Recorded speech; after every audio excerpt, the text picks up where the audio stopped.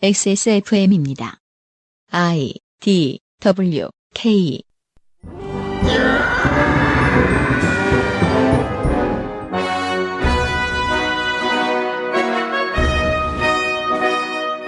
학구적인 정치 탐방. 시사 아카데미.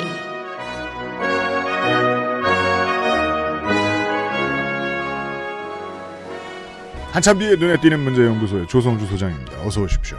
네, 반갑습니다. 네. 그 사이에 방송 들었어요? 아니, 못 들었는데, 최근엔. 왜 원고를 써와요? 나 오랜만에 좀 착한 짓 좀 하려고. 왜 어색하게 성의를 보여? 우리가 그동안 사람들만 모이면은 조성주를 객간 걸 들었구나 싶어가지고. 찾아봐야겠다. 흠칫했네요. 원고를 써왔어요, 조성주 소장이. 100만 년 만인 것 같아. 길어 또. 무슨 얘기입니까, 오늘은? 예, 오늘 이미 4년 전에 야심차게 시작했던 문재인 정부의 노동존중 사회에, 이 노선에 대한 좀 평가를 좀 해보려고 합니다. 이제 문재인 정부 임기도 크게 많이 남지 않았고. 한 7, 8개월 남았고, 4년, 4개월쯤 됐네요. 네. 네. 좀 이따 얘기하겠지만 어쨌든 노동존중 사회라는 이 노선 자체가 굉장히 이제 한국 사회에 사실 저는 처음 등장했다고 생각하거든요. 맞아요. 그러니까 어떤 정부 차원, 중앙정부 차원에서 이렇게 약간 친노동을 어쨌든 슬로건에 걸고, 네. 다양한 정책을 펼쳤던 건 처음이었고, 그건 의미 있게 평가해야 된다. 근데 이제 부족함도 또 있었겠죠. 한계도. 그래서 한번은 우리가 평가를 해봐야 다음 시대에 우리가 노동 문제가 어떤 방향으로 나아가야 되는가를 좀 이해할 수 있지 않을까, 이런 생각을 가지며 오늘 주제를 들고 왔습니다. 민주당 내부에서 종종 쓰는 용어죠. 민주정부 3기. 1, 2기에서는 어땠나? 시대 배경을 기억해보면 이해가 그렇게 어렵진 않습니다. 국민의 정부는 IMF를 안고 시작을 했고, 나라 망할 위기를 안고 시작했고, 참여정부는 전체적으로 보면 국민의 정부보다 더 낮은 지지율을 계속해서 보수진영에서 고수해주는 바람에 네. 뭔가 이쪽으로 갈 동력이 없었죠. 그나마 명분도 안고 있었고 지지율도 안고 있었던 문재인 정부가 좀 다르긴 했습니다. 민주정부 세 번째가요. 그렇습니다. 앞선 이제 정부들의 배경이랄까요? 환경, 글로벌 환경 이런 것들 잘 짚어주셨는데, 그러니까 지적하신 대로 이제 김대중 정부는 사실 그 정부의 구성원들이나 정권 자체는, 그리고 김대중 전 대통령도 이제 노동 문제에 굉장히 해박한 지식을 네. 갖고 있는 사람이었죠. 아시는 분들은 아실지 모르겠지만 김대중 전 대통령이 젊은 시절에 민주당 노동국장으로 처음 정당 정치를 시작을 했거든요. 맞습니다. 이게 제가 나쁘게 얘기한 것 같지만 결국 그 노동 현장에 있었고 옛날식으로 얘기할 것 같으면은 위장 취업이라도 해본 이런 그 386들 노동 문제에 대해 전문성을 가지고 있었던 그 사람들 네. 이 다 김대중 정부 때 보좌관으로 줄줄줄 들어와서 지금 삼선하고 사선하고 그러고 있습니다. 네. 네. 그분들에 대한 평가는 저는 좀 박하게 하는 편이긴 하지만. 저도 좋게 한다는 건 아니에요. 네. 아무튼 토양은 그때부터 깔아뒀다는 얘기입니다. 그렇죠. 네. 근데 이제 당시에는 이제 IMF 외환위기라는 이제 거의 국난을 맞이해가지고. 네. 나라가 이제 망한 상황에서 이제 노동정책을 폈어야 되기 때문에 굉장히 어려움이 많았고. 네. 그럼에도 불구하고 좀 이따 지적하겠지만 이제 한국의 어떤 고용안전망과 복지국가의 기틀은 사실 그때 당시에 다 만들어졌다, 이렇게 볼 수 있을 것 같고요. 네. 노무현 정부는 어떻게 보면은 IMF 외환위기에서 출발했던 김대중 정부보다 더 상황이 안 좋았을 수도 있어요. 특히 노동 문제에 따지면. 네. 왜냐하면 당시는 이제 글로벌 그 환경이 이제 신자유주의가 이제 정점을 찍던 시절이어서. 맞습니다. 이게 이제 최근에 이제 노동 문제라는 게 일국 차원의 한국가 차원에서 풀리기 어려운 문제들이 참 많거든요. 국제 분업 체계라든지 이제 이런 무역이나 이런 거와 연관이 많기 때문에 굉장히 어려운 시기에 있었죠. 온 세상이 정신을 못 차리는 때였습니다. 그래서 그런 측면에서 좀 그랬고요. 뒤에 이어진 이제 이명박 박근혜 정부의 이제 친노동하고는 이제 거리가 먼 이제 기조를 고수했기 때문에 멈춰 있었거나 뒤로 가고 있었습니다. 예, 지난 한 10년을 보면 이제 그런 거는 이제 굉장히 멈춰 있었다, 이렇게 볼 수 있을 것 같아요. 네. 그런 와중에 이제 문재인 정부가 등장했고, 문재인 정부는 초기에는 어떤 이제 글로벌한 어떤 그런 환경의 문제라든지 이런 것들은 없었죠. 네. 그러면서 이제 노동 존중 사회라는 이제 큰 어떤 친노동적인 어떤 슬로건을 걸고 다양한 노동 정책을 이제 진행했죠. 네. 네. 물론 이제 중간에 코로나19라는 제가 보통 코로나19라고 하는데 원래 이게 정확한 코로나19라면서요. 아무도 그렇게 말 안 해요. 19라고 얘기 안 하죠. 네. 네, 제가 몇 번 지적을 받았어요. 네. 코로나19. 철들 때까지 그냥 둬봤어요. 네. 한 2년 걸리네? 네. 아니, 왜 19가 아니지? 나 아직도 좀 납득을 못 하겠는데. 어쨌든 얘기가 딴 데로 샜지만. 그 납득까지 해야 될 문제야. 네. 아니, 여러 번째, 20은 20이 아니라 20인가? 아, 우리 같은 사람은 이과 수업 들어가면 외우는 거지 뭐. 네. 어쨌든, 중간에 이제 코로나19를 맞이해가지고 이제 여러 고민이 있겠지만. 네. 좀 이따 이것도 말씀드리겠습니다. 오히려, 그런 측면에서는 이제 우리 과제들을 좀 안고 있다 이렇게 볼 수 있을 것 같아요. 네. 어쨌든 노동존중 사회라는 슬로건이 등장했을 때 이제 정확히는 이게 이제 이전 서울시에서 노동존중 특별시 이제 이것이 이제 전국가 차원으로 이제 확장된 거라고 볼 수 있는데 맞습니다. 어쨌든 중앙정부가 추진하는 어떤 이 슬로건 노선이라는 것 자체는 그 무게감과 의미는 다르죠. 아무리 천만도시 서울시가 했던 거라 하더라도 당연합니다. 이게 뭐 그동안 지방정부가 다른 도지사나 시장이 집권을 하였을 때, 그것도 집권이라는 표현을 써보죠. 친노동적인 정책을 들어오느라 애를 많이 썼던 경우들이 있습니다. 작게는 뭐 그게 평택시가 됐든 거제시가 됐든. 하지만 도지사 시장급으로 나가더라도 그 정도의 개혁적인 이미지를 자신의 등에 업는 것에 당당한 인물이 흔치 않았고, 박원순 서울시장이 들어왔을 때 그래서 처음에 그 점이 좀 충격이었는데, 생각해보면 박원순 서울시장이 당선되고 나서 꽤 오랜 시간이 지나도록 이게 이제 국가의 아젠다로 채택될 거라고 예상하는 사람은 드물었죠. 예, 사실 없었고 어떤 차이가 있냐면 이제 아무래도 이제 지방 정부는 행정이 어떻게 더 노동 친화적인 것을 하는가, 행정의 어떤 모범 사용자로서의 역할 이런 쪽에 이제 포커스가 맞춰져 있는 게 이제 노동존중 특별시 같은 슬로건이었으면 그러합니다. 이게 이제 문재인 정부의 중앙 정부의 어떤 노선으로 채택되면 이제 이 노동존중 사회라는 건 행정부가 어떻게 하느냐를 넘어서서 사실은 국가 단위에서 노사관계 노동이라는 것이 무엇을 의미하는가 이런 이제 굉장히 철학적이고 훨씬 거대한 의미의 담론으로 다가오기 때문에 그 차이는 무게감과 차이는 비교할 수 없을 정도로 크다. 매우 그렇습니다. 이렇게 볼 수 있을 것 같습니다. 네. 그래서 이제 많은 사람들이 기대도 높았던 것 같고 정부의 의지 투척이 굉장히 높았던 것 같아요. 지금부터 이제 테마별로 이제 좀 평가를 한번 해볼 필요가 있을 것 같아요. 네. 문재인 정부의 노동존중 사회의 가장 큰 성과가 뭐냐, 그 성과를 지표로서 드러내줄 수 있는 게 뭐냐라고 하면 많은 뭐 이견들이 있을 수 있어요. 많은 의견들이 나올 수 있는데 저는 개인적으로 문재인 정부의 노동존중 사회가 성과를 낸 것의 성과 지표로서 가장 크게 어떤 지표로서 볼 수 있는 건 노동조합 조직률이다. 저는 이렇게 생각합니다. 그렇습니다. 그러니까 노동조합 조직률이라는 것이 단순히 노동조합들이 뭐 미조직 노동자들을 열심히 조직화했다. 뭐 예를 들면 이 결과다 이렇게만 볼 수 없는 거고. 그럼요. 노동조합 조직률과 가장 민감하게 밀접하게 연관이 되어 있는 것은 무엇이냐 하면 사실은 어떤 정부가 들어서 있느냐입니다. 한국에서나 그게 어색하지 상당수의 나라에서는 노동이 곧 정치의 핵심 중에 하나인데 그 정치란 권력 가지고 하는 거고 사람들은 권력이 여기 있나 보다라고 생각하면 그리로 몰려가거든요. 바로 그겁니다. 그렇게 몰려가게 해줬습니다. 그러니까 정부가 어떤 포지셔닝을 취하느냐가 어떤 정부가 들어섰는가가 결국 노동조합 조직률의 관건이라 할 수 있는데 그러니까 스웨덴이나 덴마크나 이제 우리가 북유럽 복지국가들 노르웨이의 노동조합 조직률이 보통 뭐 60, 70%, 80%까지 가는 이유는 거기서 이제 3인당 정권, 친노동 정권이 오랫동안 집권을 했기 때문인 거죠. 네. 또는 독일의 노동조합 조직률이 계속 떨어지고 있는 이유는 독일의 3인당과 기민당이 어느 순간부터 조직노동하고 굉장히 멀어지고 있는. 그러합니다. 그러면서 노동시장에 변화가 생기고 있는 이런 문제도 우리가 간과할 수는 없다. 네. 미국의 노동조합 조직률이 낮은 이유도 그런 데 있겠죠. 그렇죠.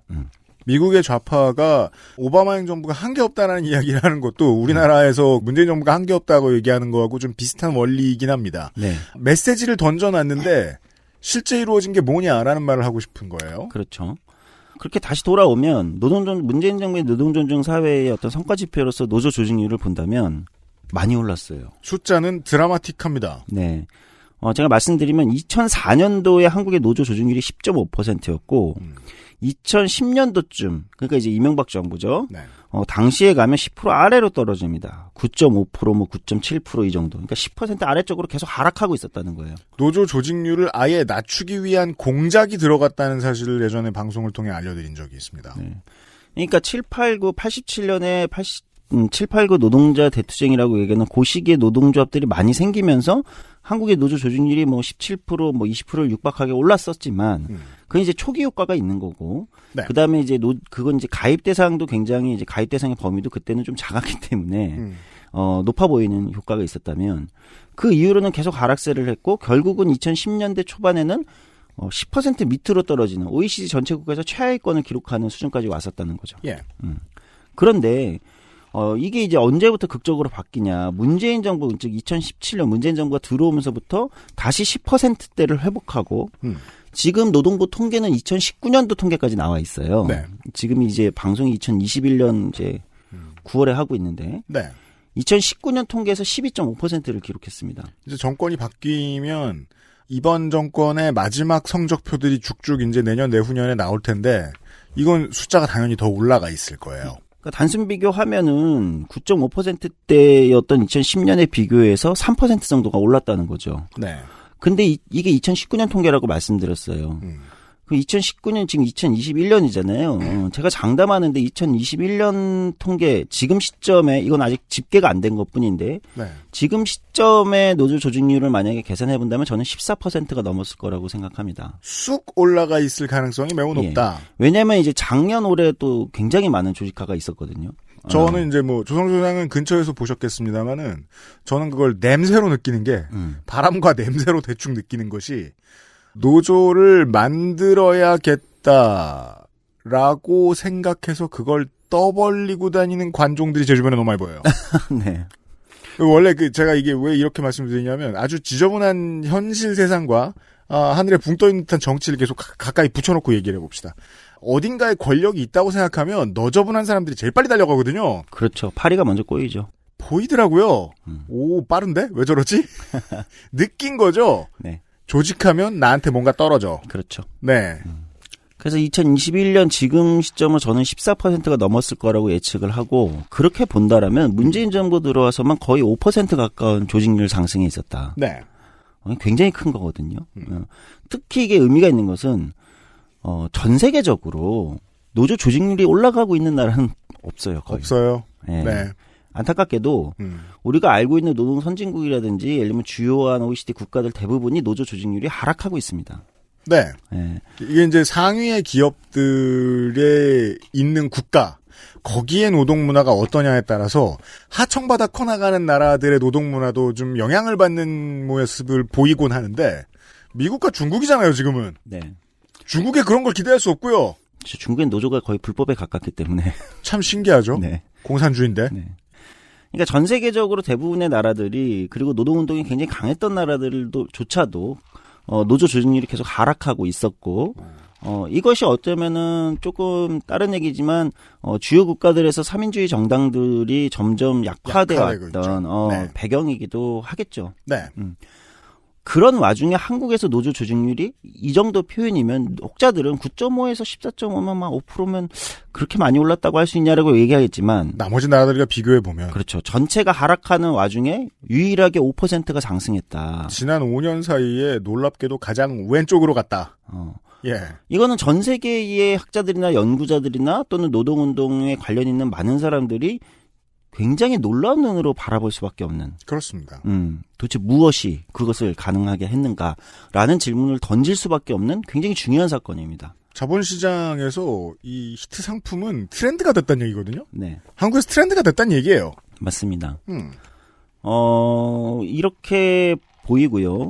그 다음에 이제 이게 이제 뭐 기본적으로 저는 어떤 정부가 들어섰는가의 효과가 제일 크고 그런 측면에서 문재인 정부가 노동존중 사회를 표방하고 들어섰다는 것이 노조 조직률 정치가 어쨌든 이 환경을 크게 변화시켜줬다. 깃발을 드는 일의 가치. 그렇죠. 네. 이거에 가장 큰 성과 지표가 있다. 그러니까 여기에 또 이제 부가적으로 작동한 것은 아마 양대 노총의 조직화 경쟁도 한몫을 했을 것 같아요. 매우 그렇습니다. 네. 실제로는 지금 과당 경쟁의 폐해가 엄청난데 아무도 보도를 안 하니까 맞아요. 사실 우리 방송 청취자만 알아요. 사실 과당 경쟁의 폐해가 좀 심하긴 하거든요. 네. 세상에 저렇게 치사해? 이러면서 깜짝깜짝 놀라는데. 이게 이제 또 문제긴 한데 그건 네. 그거대로 우리가 따로 짚어본다 하더라도 네. 그렇죠. 네. 그러니까 나머지 자본시장하고 저는 똑같다고 이해하는 게 가장 편하시지 않을까 생각해요. 맞습니다. 우리가 이제 지난 방송에서 떠날 것인가 남을 것인가에도 비슷한 그 맥락을 한번 다뤄봤잖아요. 네. 네. 어쨌든 양대 노총의 조직화 경쟁도 일정 정도 효과가 있다. 그래서 이것이 저는 문재인 정부 노동존중사회의 이제 가장 그 인상적인 어떤 그 지점 이렇게 우리가 볼 수 있을 것 같고 네. 이제 과제는 남겠죠. 근데 이렇게 상승하고 있는 노조 조직률 상승이 계속 지속될 수 있을 것인가의 과제가 하나가 있을 거고 두 번째는 문제는 이제 뒤에 또 다뤄보겠지만 코로나19를 통해서 드러난 한국의 이제 이중 노동시장 구조 또는 새롭게 드러난 건 삼중 노동시장 구조라고도 얘기해요. 최근에 프리랜서 특고 뭐 그렇죠. 자영업자 이렇게 이 노동시장이 완전히 더 밀려나 있는 거 아니냐 이런 문제의식이 있는데 여기까지 갈 수 있을 거냐. 그러니까 기존 조직 노동이 강해지고 있는 건 알겠다. 네. 그런데 우리가 가장 열악하고 가장 불안정한 상태에 있는 노동자들까지도 과연 효과가 확대되고 있는가라는 측면에서 예를 들면 민주노총은 특수고용 노동자에 대한 조직화를 꺼내놓고 이야기를 하고 본격적으로 추진을 하기 시작한 지가 몇 년 되지 않았습니다. 네. 이번 정부인 것부터로 저는 알고 있습니다. 그리고 그걸 그걸 의제에 넣기 전에도 지금도 내부에서 반대하고 싫어하는 사람들이 있다고 알고 있고 한국노총은 말만 그렇게 하고 조직화를 아직 시작하진 못한 걸로 알고 있어요. 근데 그렇잖아요. 대한민국은 전 세계가 다 아는 자영업자가 제일 많은 나라입니다. 네. 예. 이제 시작하고 있다고요. 우리가 일본에 비해서도 자영업자 비율이 2배가 넘죠. 한국에 비해서 일본은 훨씬 1층에 집이 많죠. 그렇죠. 한국은 1층이면 다 가게 아니에요. 네. 그런 나라가 어디 있어요, 여기 빼고. 그런 측면에서 조금 더 이제 과제가 남긴 하지만 전체적으로는 어쨌든 가장 긍정적인 지표라 볼 수 있을 것 같다. 그리고 이것이 아마 문재인 정부가 근데 제가 좀 의아한 건 있어요. 뭐요? 문재인 정부가 뭐가 노동존중 사회에 큰 성과로 노조 조직률을 별로 이렇게 어필하지 않아요. 진짜 궁금한 표정이네. 네, 실제로 이건 좀 궁금해요. 이런 건 이제 둘 중에 하나예요. 우리가 방금 바깥에서 제가 대화를 하고 깜짝 놀랐잖아요. 정의당이 TV로 지금 대선, 경선 토론을 하고 있다. 치열하게 하고 있습니다. 저는 TV에서 한 줄 몰랐어요. 이러지 마, 진짜. 제가 무슨 얘기를 하고 싶냐면, 보도가 너무 안 됐거나, 청와대가 자랑을 했는데, 그게 아니면, 청와대 내부에서 그런 공기가 있겠죠. 어떤 업적은 꺼내놓는 것도 안 된다. 왜 그럴까? 난 좀 이해가 안 가거든. 그게 이제 그래서 대표적인 게 세 가지예요. 네. 문재인 정부가 가장 홍보에 실패하고 있는 것. 국방정책. 왜냐하면 국방력이 기가 막히게 놀랍게 상승했기 때문에. 그렇죠. 그래서 오히려 일부 좌파들은 상당히 싫어하죠. 네. 군국주의다 이거 이러면서 네. 아이 군국주의 그럴 때 쓰는 말이 아니지 이 사람들아. 그리고 노인정책. 예, 지방만 가보면은 국가침해보장제 때문에, 그렇죠. 국가침해 책임제 때문에 얼마나 많은 것들이 바뀌었는지를 지금 얘기를 할 줄 모르는지, 네. 자기들이 잘한 걸 모르는 건지, 그리고 제일 큰 건 노조 조직률 올라간 것. 이 세 가지는 해놓고 홍보가 안 되고 있어요. 노조 조직률이 올라갔다는 거를 홍보하면 지지율이 떨어질 거라고 생각하는 건가? 하여튼 저도 핵심부의 논리는 생각보다 단순하게 정해지잖아요. 네. 우리가 그 핵심부에 있던 윤석열 씨가 얼마나 무식한지를 지금 계속 보고 있는데 아주 단순한 이유일 것 같아요. 신문에 나오면 욕먹어 이 정도의 마인드가 아닐까 싶어요. 네. 하여튼 그런 측면이 있고요. 두 번째 테마로 넘어가 보면 이제 소득주도 성장의 한 축을 담당했던 이제 최저임금 인상 정책이 있겠죠. 네. 네. 엄청난 논란이 있고 지금도 이제 논란에 휩싸여 있습니다. 일각에서는 문재인 정부가 최저임금 정책이 결국은 대동소이했다, 이전 정책과. 평균 인상률로 보면 이런 평가도 있을 수 있고. 네. 중간에 이제 최저임금 만원 정책을 포기한 거 아니냐. 그것에 대해서 이제 비판도 있습니다. 네. 그럼에도 불구하고 저는 최저임금 정책은 문재인 정부에서 저는 성공한 정책에 가깝다라고, 성공했다라고까지 제가 평가하기는 좀 어렵다고 저는 생각하지만. 상당수의 이 진보적인 활동가들이 왜 소장님을 싫어하는 줄 알아요? 왜요? 저랑 비슷한 생각 갖고 있기 때문에. 네. 그건 당신을 싫어하는 거지. 날 멀리하면 돼. 왜냐면 나는 신경 안 쓰니까. 근데 자주 보잖아. 근데 싫어하는데 말 안 하는 거야. 왜냐면 저도 사실 이거 100% 동의해요. 이게 벌써 한 6년 됐습니까? 5년 됐습니까? 이상평론에서 그런 얘기를 들려드린 적이 있기 때문에 기억하시는 분들이 네, 있으실 거예요. 맞아요. 처음에 민주노총만 이 얘기를 하던 시절에 최저임금 10,000원이라는 아젠다는 상당히 위험하고 빨리 지켜지지 않는 게 좋다. 지켜지는 게 좋지만 빨리 지켜지면 독약이다. 라는 이야기를 드린 적이 있어요. 네. 근데 정확히 그대로 나갔죠. 지금 이번 정권이. 네. 갔고 빨리 가지 않았어요. 네. 저는 솔직히 말씀드리면 문재인 정부의 최저임금 정책은 다소 이제 실수가 있었다. 그럼에도 불구하고 있어요. 효과가 없었던 게 아니다. 사실은 이제 명목상으로는 이미 10,000원을 갔죠. 주휴수당을 포함하면. 웬만큼 오고 싶은 직장 만들려면 이제 10,000원 넘어야 돼요. 네. 그럼 우리가 최저임금 정책이 효과가 있었는가 없었는가를 평가하는 기준이 원래 있어요. 전 세계적으로 글로벌한 기준이 있어요. 뭡니까? 국제 공통 기준이 뭐냐면 한 나라의 저임금 노동자 비율이 얼마가 되는가. 저임금 노동자라는 이 글로벌한 기준은 뭐냐면 그 나라 중위임금의 3분의 2 이하의 노동자의 비율을 보거든요. 네. 그러니까 이것을 줄이는 것의 핵심이 최저임금 정책이거든요. 그렇죠. 이게 이제 원래 최저임금 정책이에요. 네네. 그러니까 이게 이제 그냥 국제 공인. 그러면 한국의 중위임금 3분의 2 이하, 즉 국제 기준으로 저임금 노동자라고 하는 이 비율이 어떻게 됐는가가 결국 최저임금 정책이 효과가 있었는가 없었는가의 가장 첫 번째 기준이 된다는 거예요. 네. 당연히 그렇죠. 원래 이 기준으로 늘 평가해왔거든요, 사실. 근데 어느 순간부터 이것도 좀 이해가 안 가는데 문재인 정부 들어서 어느 순간부터 우리가 최저임금을 그러니까 노동운동 쪽도 그렇고 진보 진영도 마찬가지인데 최저임금 정책이 효과가 있었는가 없었는가 또는 최저임금 정책을 평가하는 기준으로 이 국제 공인 기준은 언제부턴가 우리가 쓰지 않아요. 언급을 잘 안 해요. 그냥 10,000원이 됐냐 안 했냐 저는 이게 좀 불만이거든요. 그래서 저는 그래서 최저임금 10,000원 슬로건을 폐기해야 된다고 생각하는 이게 주장하는 사람인 이유가 전 그건 기억나요. 네. 다시 한번 조성주 소장의 이야기를 땅바닥으로 끌어내려 보겠습니다. 네.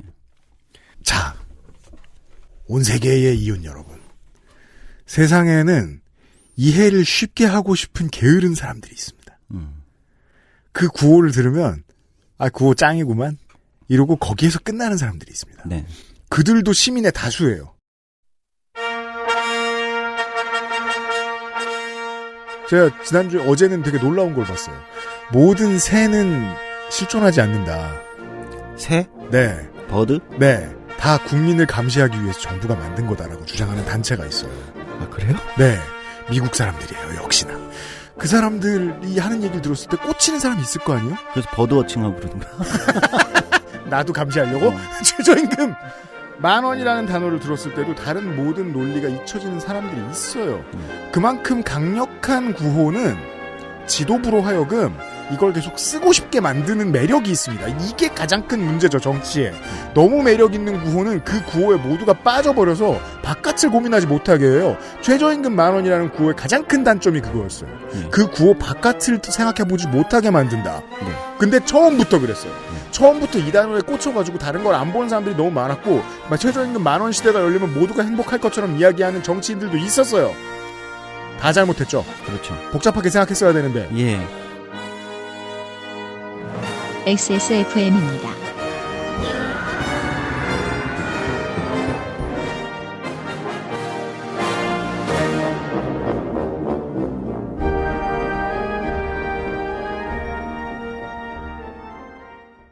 콕 집어 콕. 식구가 많아도 나 혼자 살아도 김치는 콕 집어 콕. 시원한 백김치, 감칠맛의 갓김치, 아삭한 총각김치. 무게도 포장도 원하는 만큼 다양해요. 그러니까 김치가 생각날 땐 콕 집어 콕. 날씨도 우중충. 그냥 우울하고 기분이 그렇네. 자, 이거. 에그타르트? 그리고 이거. 마카롱? 달콤하고 고소하게. 진짜 디저트의 맛. 우울한 순간엔 꾸룩꾸룩. 다른 제품과 원료를 비교해보세요. 다른 제품과 다려낸 방식을 비교해보세요. 진짜가 만든 진짜. 고전의 재발견. 진경옥. 평산네이처.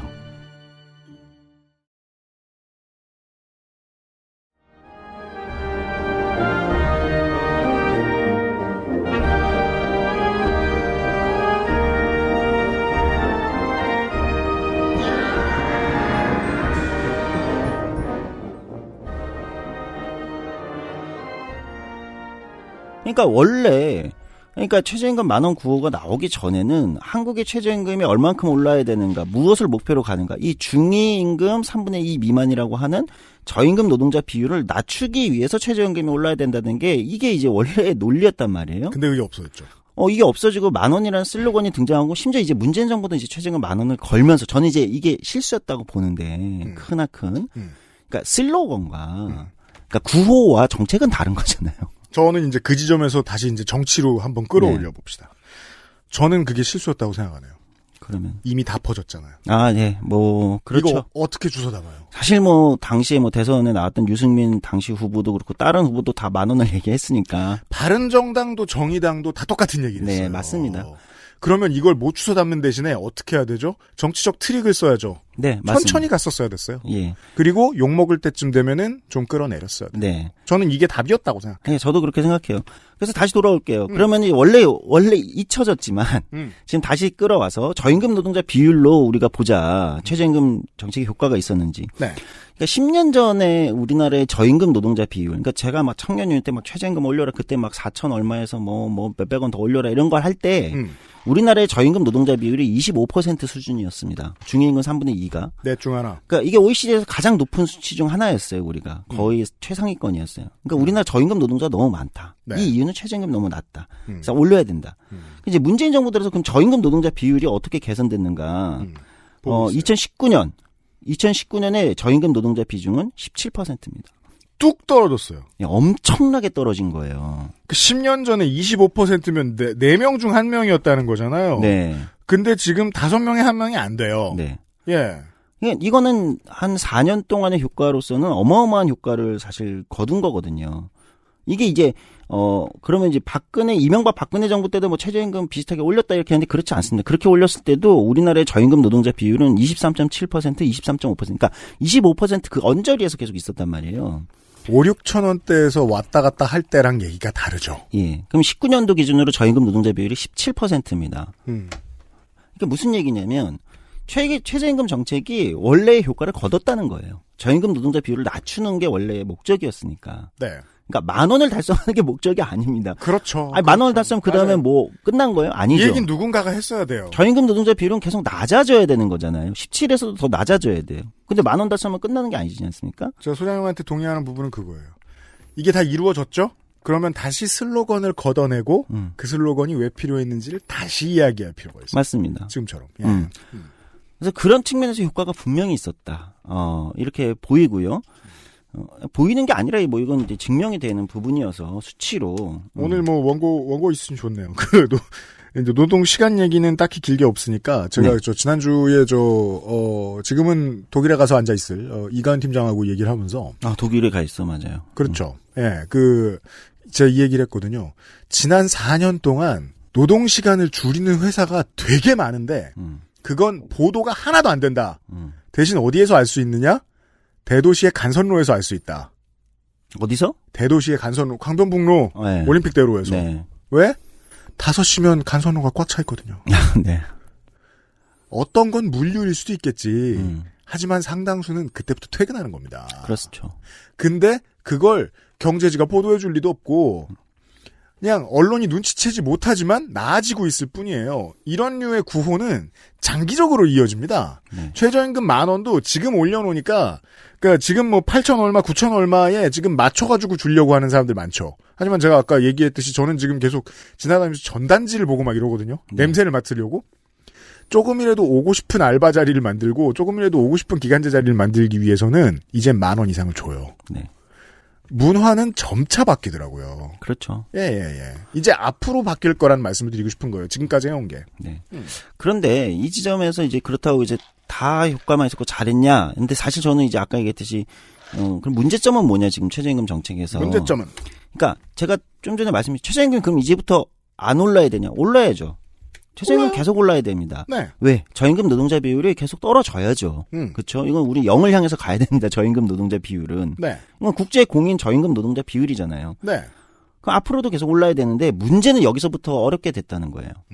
문재인 정부 4년 4개월 동안 최저임금이 많이 올라서 저임금 노동자 비율이 개선됐는데 엄청난 개선이 됐는데 이제부터 오르기가 어려워진 거예요. 무슨 얘기냐? 정책의 수용력이 너무 떨어졌어요. 네. 그러니까 이게 이제 자영업자들 그렇고 사람들이 이거 너무 빨리 오른 거 아니야? 그러니까 부담되는 거 아니야? 네. 이렇게 생각하게 만들어 버렸다는 거죠. 상황이. 예상할 수 있었던 부작용입니다. 네. 그러니까 이 부분에 정책의 수용력이 떨어졌다는 건 이제부터가 문제라는 거예요. 이제부터도 올라야 되는데 이제부터 점점 오르기가 어려워졌어요.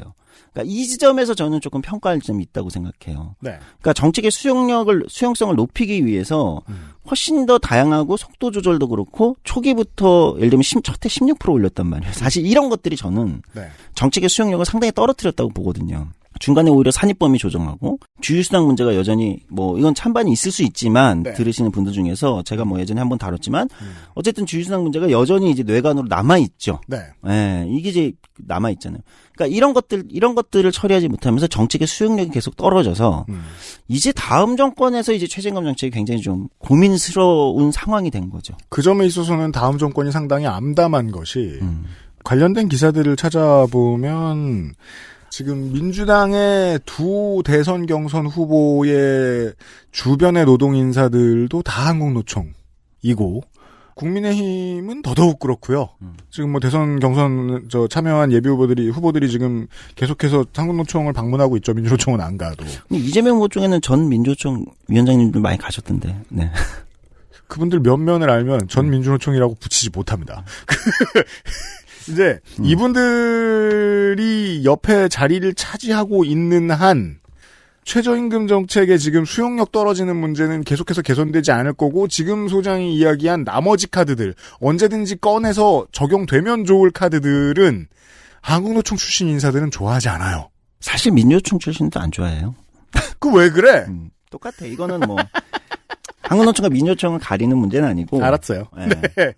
그게 사실은 뭐냐면 이제 그냥 조직 노동 자체가 이제 우리가 몇 번 방송에서 다뤘지만 이런 식으로 접근하는 걸 좋아하지 않아요. 예. 이것만 두고도 1시간은 얘기할 수 있어서 이건 이제 일단 좀 패스를 하겠지만. 아무튼 급여의 문제를 다른 여러 가지 카드를 섞어서 앞으로 더 지금 느낀 속도처럼 나아지게 하는 건 사실상 불가능할 것 같습니다. 한동안. 네. 그래서 한동안은 수용력을 좀 높여야 될 것 같아요. 그러니까 오히려 제가 다음 정권에 조언을 하는 입장에 있다라고 하면 그러니까 오히려 지금은 최저임금의 수용력을 높여서 정책의 수용력을 높여서 그 다음에 다시 또 인상되어 가는 네. 이 과정들을 이제 전략으로 짜는 게 바람직하지 않겠냐 이런 고민이 있고요. 다음 테마로 넘어가면 이제 노동기본권 측면인데 네. 이제 이건 첫 번째 노조 조직률에서 다뤘던 거하고 좀 연관되는 건데 어쨌든 노동조합을 할 권리라는 이제 슬로건으로 노동계에서 제기됐던 것이 문재인 정부에서 상당 부분 특히 노조 설립이라는 측면 그러니까 노동조합은 누구나 할 수 있고 그것이 고용 형태와 관계없이 누구나 할 수 있어야 된다라는 굉장히 사실 어떻게 보면 노동운동 내에서도 좀 급진적인 생각이었는데 네. 왜냐면 아시겠지만 이제 기존 조직노조에서 너희가 어떻게 노동자야 너희가 어떻게 노조야 이런 얘기를 들은 게 불과 10년 전이거든요. 그럼요. 근데 문재인 정부에서 이게 굉장히 많이 열렸어요. 그러니까 프리랜서든 특수고용직이든 네. 요즘은 노동조합 설립하는 게 어렵지 않습니다. 사실상 요즘 방송 저녁 뉴스에서 제일 많이 보는 노조 관계자는 라이더 유니온이죠. 그렇죠.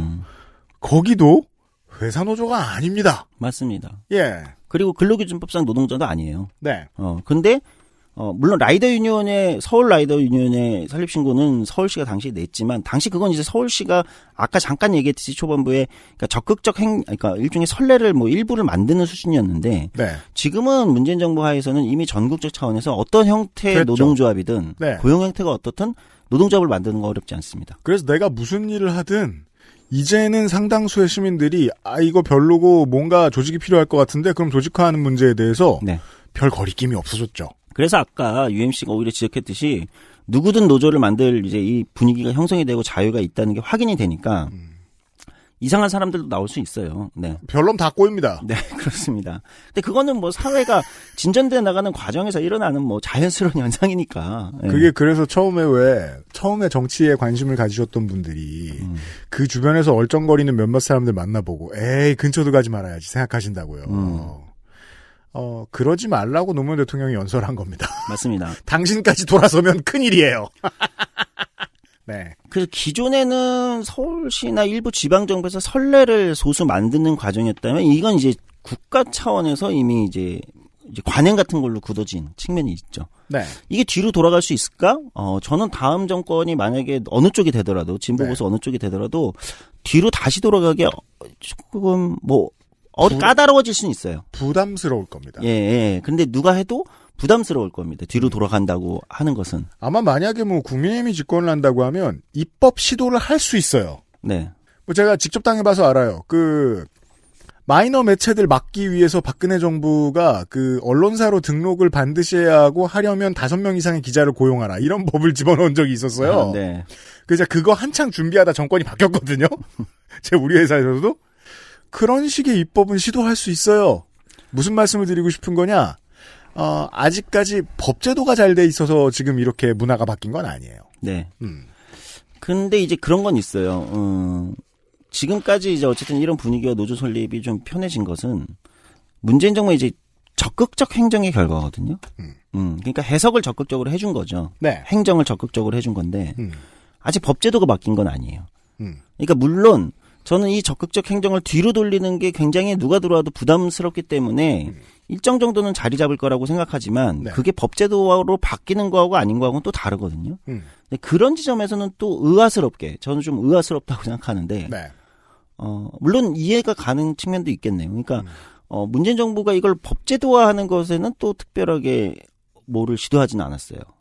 그렇죠. 그리고 여전히 이제 경찰이라든지 일부에서 이제 노조 설립 권한, 기본권이 제한되는 거 이런 부분이 있어서 이제 과감하게 나간다든지 맞아요. 이런 부분은 조금 안 됐죠. 제가 볼 때는 아직 네. 그러니까 이게 좀 또 의외스럽긴 해요. 그러니까 다른 분야 프리랜서나 특구나 이런 데서 적극적 행정으로 노조 설립 자유를 굉장히 많이 열었고 그 효과를 굉장히 크게 이제 사회 분위기를 만들었는데 네. 오히려 이제 그렇게 딱 그렇다면 오히려 이제 이걸 적극적으로 자기 성과로 더 해서 그렇죠. 이건 누구나 할 수 있는 거다라고 가도 괜찮았을 텐데 네. 또 일부 직종들이나 이런 데에서 그것을 넓히는 것에 있어서는 또 저는 의외로 속도를 많이 내지 못한 요거는 좀 의아스럽긴 하더라고요. 우리가 이제 수박만 쳐다보고 안을 예측하듯이 그렇게 계속 보게 되는 거죠.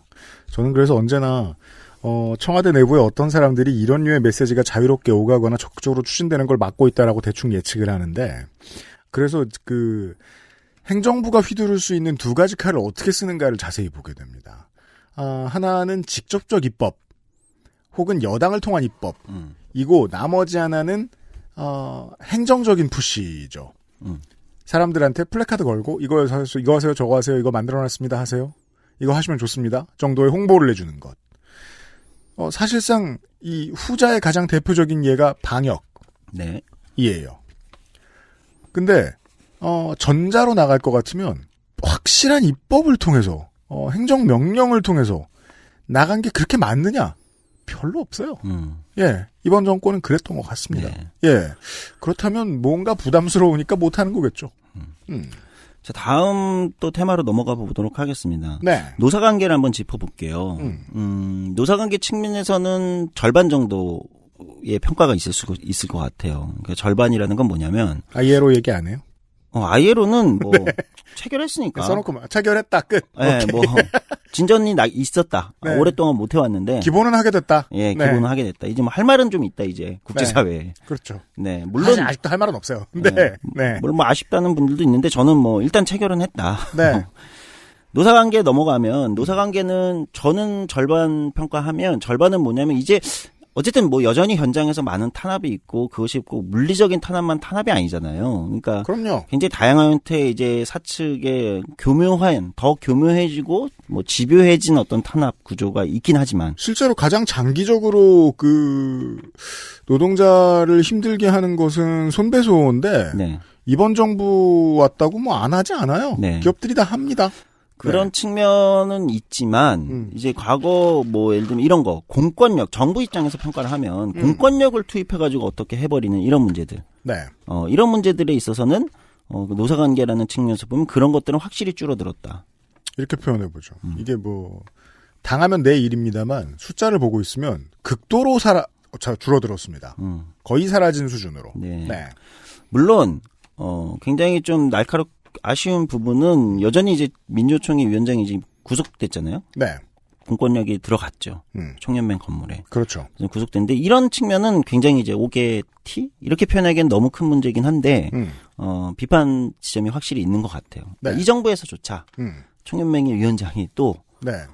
구속돼야 되는. 물론 그것에 저는 민주총이 방역 문제와 이 집회권의 둘 사이에서의 어떤 갈등, 이 사이에서의 현명하게 풀었는가는 또는 별도의 비판과 평가가 필요하다고 저는 생각하는 입장입니다. 뭐 네. 이것도 욕을 먹을 것 같은데 그럼에도 불구하고 정부가 과연 그렇게 공권력 투입해서 총연맹의 위원장을 그제 구속시켜야 되는가라는 평가에 있어서는 이전 정부의 노동존중 사회를 슬로건으로 걸었는데 이 지점에 있어서는 이제 제가 볼 때는 조금 아쉬움이 있다. 뭐 이렇게 볼 수 있을 것 같아요. 참여정부 때를 기억해 보면 지금보다 훨씬 심한 노동 탄압의 사례들이 참 많이 존재했었더랬어요. 그렇죠. 이제 한 20년 지났네요. 그런 걸 보면서 이런 느낌을 받았달까요? 뭔가 거대한 관성으로 행정부가 움직이는 것 네. 같다. 많은 것들이 이제 국민들은 한 사람을 바꿔놓으면 모든 게 바뀔 거라고 기대하지만 거대한 관성에 의해 움직이는구나. 네. 뭐 경찰청장이 경찰청장 되기까지 평생 경찰이었는데 네. 그런 거대한 관성 같은 게 느껴졌는데 이것도 그런 하나의 예가 아닐까 싶어요. 맞습니다. 네, 민주노총 위원장에 대한 이건 절반 탄압이 맞습니다. 네. 네. 그리고 제가 의외로 조금 박하게 평가하는 건 노사관계에 있어서 오히려 뭔데요? 앞에 지점들보다 공권력의 이제 그 거대한 관성 이런 지점보다 더 박하게 평가하는 건 산별교섭 또는 업종별 교섭, 그러니까 예를 들면 기업 단위를 넘어서는 소위 이제 초기업별 교섭이라고 하죠. 그러니까 이게 한국의 노사관계에서 제일 중요한 저는 핵심 포인트라고 생각하는데 그렇습니다. 노동조합이 자기 기업 내에서 자기 이익만을 가지고 교섭을 하는 것이 아니라 이걸 넘어서는 기업의 틀을 넘어서는 초기업 단위의 다양한 형태의 교섭이 진전될 수 이게 이제 진전되는 게 한국 노동 시장에서 또는 노사관계에서 여러 노동 문제를 푸는 데 있어서 굉장히 중요한 포인트거든요. 근데 여기서 큰 진전이 없어요. 그건 한국의 노동계가 늘 잘 못하던 네. 거잖아요. 그러니까 여기서 진전이 없는 건 양쪽의 평가가 가능해요. 사실은 노동운동이 그럴 의지가 있었느냐? 없어 보여요. 네, 사실 솔직히 말하면 전 노동운동이 여전히 기업별 단위를 넘어서 그러니까 겉으로는 뭐 산별교섭을 얘기하고 막 얘기하지만 솔직히 말씀드리면 실제 현장에서는 그걸 넘어서려고 하는 의지는 거의 보기가 어렵다. 찾기가 어려웠고. 네. 그럼 정부가 그거를 촉진할 수 있는 어떤 환경을 변화시켜 주는가? 그렇죠. 만약에 변화시켜 이걸 주는가? 이해하고 있다면 장기적으로 좋은 블루프린트가 될 테니까 기업별보다는 산별로 이걸 해보는 게 어떠냐라고 한번 다리를 놔줬으면 어땠을까? 그렇죠. 산별이나 또는 뭐 산별이 당장 어려우면 작은 업종들끼리 예를 들면 배달 라이더들 같은 경우는 쿠팡이츠나 배민이나 뭐 요기요가 따로 교섭할 이유가 없거든요. 산별 노조죠 거기야말로. 예, 예. 근데 네.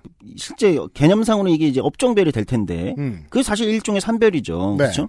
그러니까 예를 들면 이런 거를 예를 드는 건데 이런 거를 촉진시키는 어떤 환경 변화 이런 그러네. 것들도 정부의 역할인데 사실 정부의 역할은 환경 변화에 있어요. 아까 노조 조직률 얘기할 때처럼. 그죠. 그냥 깃발 든 것. 예.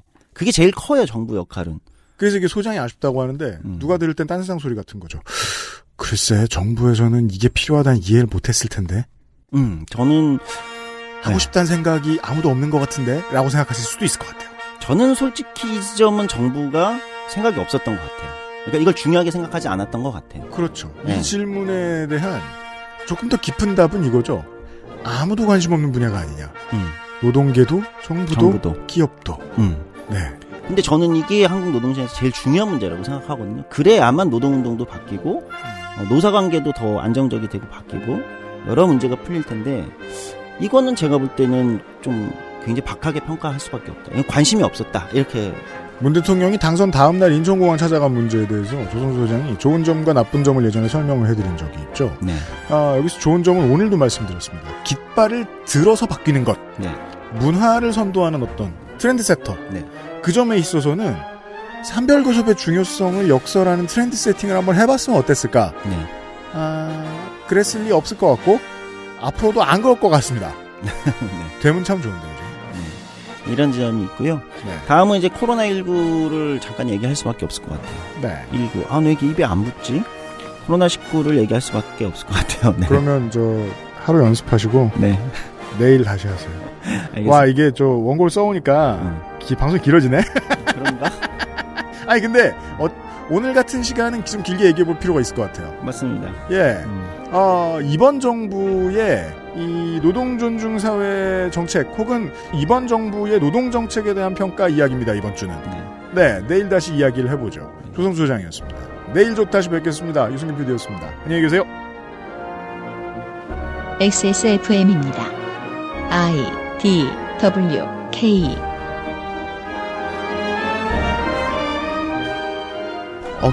원고를 쏘니까 꽤 오래 가네. 아니 근데 반밖에